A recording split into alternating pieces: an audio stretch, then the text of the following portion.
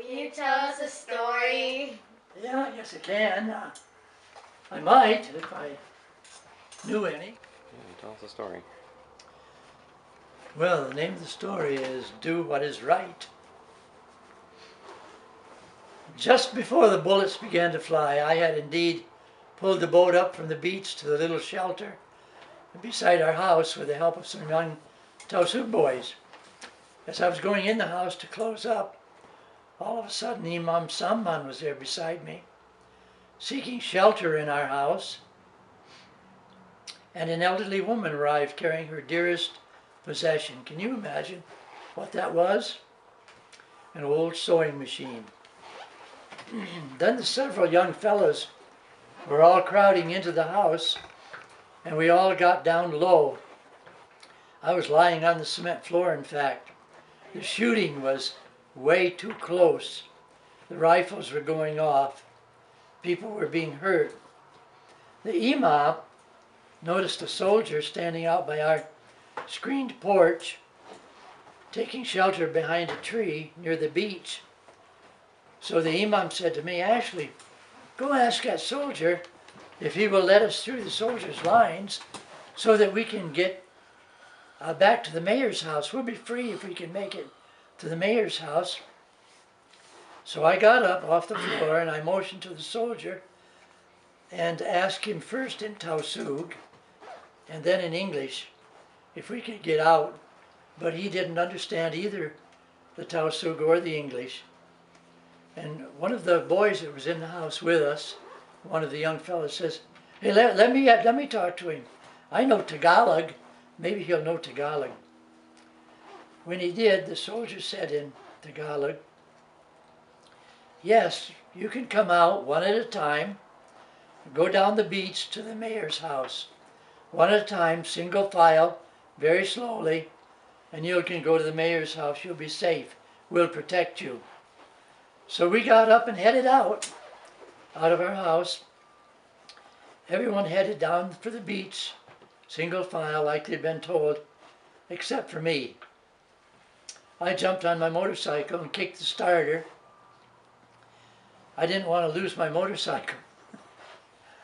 And just as I jumped on the motorcycle, I felt someone jump on behind me. I was so surprised. Who in the world was that? It was the imam, the leader of prayers in the Muslim community. And he had decided he would come with me. Well, we made it down the road up over a hill, small hill. The bullets were really flying, zinging. You could hear them going through the trees, the bullets. I don't know how we made it. We did make it, though, to the imam's house safe without getting hit. The bullets were zinging in the leaves of the trees all the way. When we got there, the imam said to me, Seymour, I was your anting anting. And anting anting is the magic charm. I was your magic charm, and you were my anting anting. What he meant was, the soldiers didn't shoot me because of you, an American. And the Tausugs didn't shoot me because I had a Tausug imam on the back behind me. So he felt that we were an anting for each other. Anyway, he got off at the mayor's house, but no sooner did he get down off of my motorcycle than the mayor's other son jumped on the back of the motorcycle with me. I intended to go across the island, make the long distance around. I knew I couldn't get through the barricades. I'd have been shot if I'd tried to go back down by our house and in the narrow way to back into Holo. So I decided I would go around the island and get back.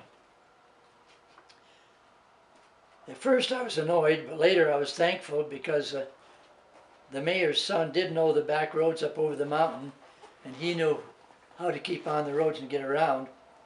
But we hadn't gone very far.